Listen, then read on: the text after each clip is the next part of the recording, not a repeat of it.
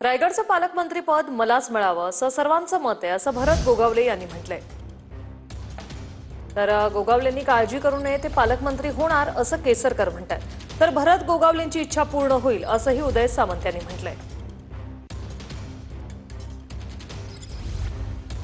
मला असं वाटतंय आमचे हे सगळे मंत्री असतील, आमदार असतील, खासदार असतील, स्वतः साहेब असतील, सगळ्यांचं मत आहे की रायगडचं पालकमंत्रीपद भरत शेटला मिळावं। त्यामुळे मला असं वाटतंय आमचे हे सगळे मंत्री असतील, आमदार असतील, खासदार असतील, स्वतः साहेब असतील, सगळ्यांचं मत आहे की रायगडचं पालकमंत्रीपद भरत शेटला मिळावं। त्यामुळे मला असं वाटतंय आमचे हे सगळे मंत्री असतील, आमदार असतील, खासदार असतील, स्वतः साहेब असतील, सगळ्यांचं मत आहे की रायगडचं पालकमंत्रीपद भरत शेटला मिळावं। कोकणचा हा सुपुत्र कोकणामध्ये सगळीकडे फिरला, परंतु पुण्यासारख्या जिल्ह्यामध्ये असतील, मुंबईसारख्या जिल्ह्यामध्ये सुद्धा खूप चांगला असा संपर्क त्यांनी ठेवलेला आहे।